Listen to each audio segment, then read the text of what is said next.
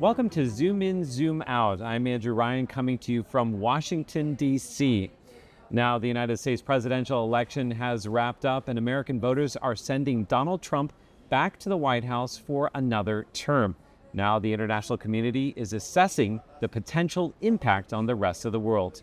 Now, today we're going to be talking about the impact on Taiwan. And here joining us for the conversation is Bonnie Glaser, the managing director of the Indo-Pacific program at the German Marshall Fund of the United States. Bonnie, thank you so much for joining us. Thank you for having me, Andrew. Now, in just a moment, we're going to be talking about Donald Trump. But first, I want to talk a little bit about the importance of Taiwan and the threat that it faces right now. It feels like we're kind of at a more critical juncture than, say, 5 years ago. Well, I definitely think over the last 5 years, we have seen the Chinese threat to Taiwan grow in many different domains. We've seen more cyber attacks. We've seen an increase in disinformation, for example, around Taiwan's elections earlier this year. And of course, we've seen a lot more military activity, Coast Guard and even drone operations around Taiwan. And if we look back, you see a really significant shift around the time of then Speaker of the House Nancy Pelosi's visit to Taiwan. That was August of 2022, when the Chinese just decided to erase the median line in the Taiwan Strait. They had started operating across it just a few times during the Trump administration, but then we've been seeing virtually daily activity. But importantly, you really do see that countries recognize that Taiwan is important. Of course, it's in part because of Taiwan's central role in semiconductor supply chains. Computer chips, The whole world is woken up to the importance of TSMC as the company that has the fabs that builds the most advanced chips. That's right, and 90% of the world's most advanced chips are produced in Taiwan. So obviously it is of import, but it's more than that. It is more than that. I think that there is concern that if Xi Jinping were to take Taiwan by force, that would lead to the use of force elsewhere, that Beijing would seek to settle other territorial disputes that it has by use of force. We have not seen, let's remember, China use force in any significant way since 1979. And if they use force against Taiwan and were successful, that certainly could embolden them to use force elsewhere. Now, I want to bring the United States into the picture. How consequential are U.S. presidential elections for the future of Taiwan? The United States is Taiwan's most important partner. And of course, we used to have a mutual defense treaty with Taiwan from 1954 until 1979. And since then, the Taiwan Relations Act has been in place. So U.S. policies, whatever they are, really matter for Taiwan. And I don't think that we've ever seen fundamental changes when we have a change in president in terms of our policies toward Taiwan. But there's always some anxiety. Some presidents have been a little bit more cautious about maybe provoking Beijing and have been more careful in dealing with Taiwan. Other presidents have been willing to do maybe more with Taiwan. But if we look back in the past, I'm not sure they would provide the best lessons for the future, because this really is in some ways a very new moment. It's very different than in the past. So we've heard that Xi Jinping has instructed his military to be ready, to have the capability to take Taiwan by force by 2027. That he may not be able to reach that goal. It doesn't mean that Beijing will use force, but that means really over the next 5 years, maybe even longer, this is a very dangerous period. Now, during the campaign, Trump mentioned a number of things related to Taiwan. One of the things he said was that Taiwan stole the United States chip business and that it should pay the U.S. for defensive weapons. What do you make of his comments and the implications it could have for Taiwan?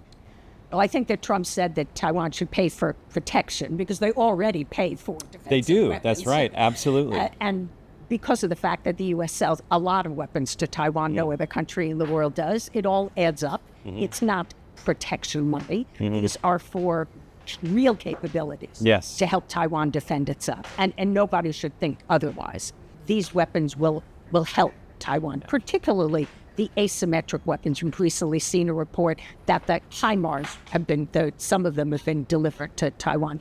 Very important capabilities. So, yes, I think Donald Trump has said various things. That doesn't necessarily mean that they will be put into practice. Let's also remember that Trump respects companies that are successful. Yeah. So I think he actually respects the fact that Morris Chang went from the United States to Taiwan and built a very successful company. I don't think that necessarily means he's seeking retaliation. But I think it is clear that under a Trump administration, he will demand more, and his cabinet will demand that Taiwan spend more on its own defense and do more for its own defense. This is also not new. This has already been building under the Biden administration. Yeah. But we've been looking for, I think, Taiwan to get to 3%, and every president of Taiwan says that he or she would get to 3%, but now people are saying more. Maybe it should be 5 or even 10%. That's probably unrealistic, but there will be pressure to do more. But I don't think we will see any fundamental change in U.S. policy toward Taiwan. I think everybody knows that Taiwan has strong bipartisan support in Congress. I do want to talk a little bit about Donald Trump's relationship with Xi Jinping, the Chinese president. He talks very favorably about him. He says Xi is a tough guy, invited him to Mar-a-Lago. Do you think that poses a risk for Taiwan?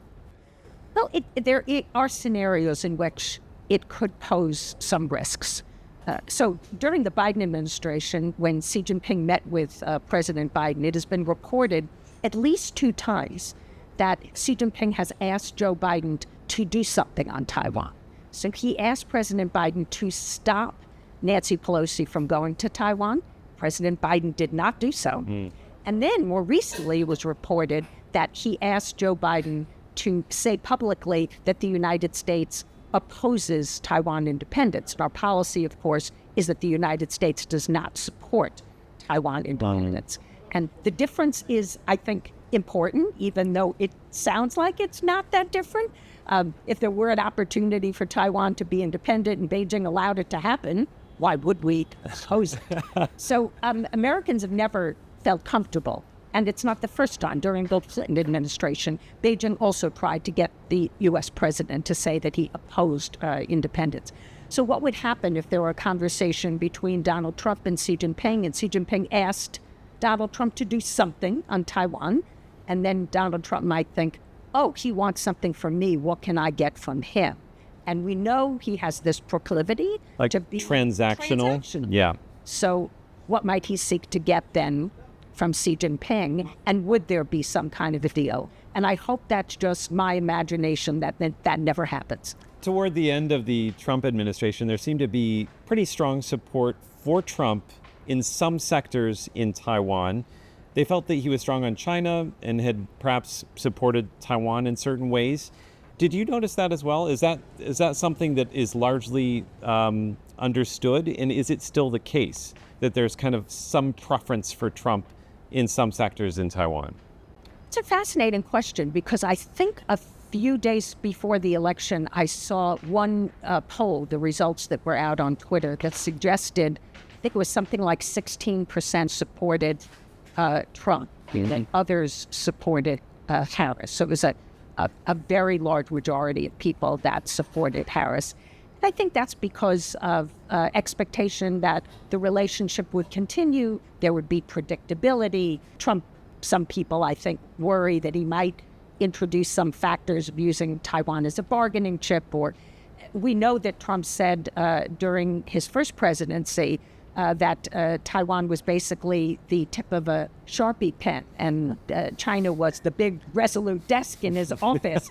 In other words, it's Beijing that's really important, and Taiwan is not. Yeah. And so we didn't know that until really the very end of his presidency. That came from John Bolton's book. But now we're starting an entirely new Trump presidency. So starting out with this anxiety, it is a little bit different. And I think that most people in Taiwan have thought that predictability, continuity would be better for Taiwan. Now, if the Trump administration were to make any unilateral changes to the the United States-China-Taiwan relationship or the status quo that you see in the Taiwan Strait. Do you think that a Republican-controlled Congress, which we're looking at, would have the power and would have the will to offset those changes? Well, we'd have to get specific and talk about what those were. So we know that Taipei has been quite concerned about the continued U.S. support for Ukraine. The government in Taiwan sees that if Ukraine loses, if the U.S. doesn't support Ukraine, that might have implications for Taiwan's security. Well, right now, I think there's more support in the U.S. Congress before the even changeover to the new Congress for Taiwan than there is for continuing support for Ukraine. There's divisions, not only between Democrats and Republicans, but also within the Republican Party. So it is possible that there will be a desire to extricate the United States from this conflict in Ukraine. And even though some people in Congress would say that has no implication for Taiwan, we're just going to focus more on strengthening deterrence in the Taiwan Strait, people in Taiwan might nevertheless be nervous. And what is wise leadership in Washington in terms of dealing with Taiwan? Well, I certainly think it means consistent rhetoric about our support for Taiwan, not saying, well, we should charge Taiwan for protection. That's just not effective signaling. I think that we should have very effective signaling in our conversations with Xi Jinping about the unacceptability of any use of force against Taiwan. And we should encourage our allies to continue to do that, because Xi Jinping has to see this is not just a U.S.-China issue, it really is a global issue. And then, of course, the willingness to help Taiwan, whether it's arms sales, continued training, providing other capabilities to help strengthen Taiwan's resilience. I think all of that is important. And many of these things, I really think that the Biden administration has stepped up on. They've really been doing so much more than was being done previously. And it's a response to the growing threat from China that we talked about. But this threat is going to continue. We have to make sure that Xi Jinping doesn't miscalculate, that he doesn't think he can succeed in taking Taiwan by force. So I think we have work to do. I hope that the Trump administration will be coordinating very closely with Taiwan. And finally, the $1 million question, if push comes to shove, would Donald Trump defend Taiwan? Well, I think that it's clear that Donald Trump does not want to get drawn into a war. But really, Joe Biden doesn't either. Yeah. And that doesn't mean that he wouldn't if he hadn't. Yeah. But I think that if he is asked, and he was during the campaign, whether he would defend Taiwan, he said, oh, that's my source of leverage. I'm not going to answer that question. And he probably will not give the same answer that Joe Biden gave, which he said 4 times, I will come to Taiwan's defense. But he also said, we made that commitment. So that's his interpretation of what the Taiwan Relations Act means. And we know that even Kamala Harris, in the interview she did with 60 Minutes, she was not clear. She said, that's a hypothetical. I'm not going to answer it. So I think Donald Trump is not going to say, yes, I will defend Taiwan. We should not see that as an indication of weakness. What I hope is that he will be consistent. He will be seen as showing resolve, and there are various ways to do that. The worst thing is that you have tough rhetoric, but you're not doing the important things to strengthen your military capabilities. So I believe in having credible threats, right? So you want to speak loudly. You don't want to speak loudly and hold a soft stick, right? You want to speak softly and carry a big stick. Right? Exactly. That's always makes much more sense to me. Bonnie Glaser, thank you so much for joining us. Thanks for having me.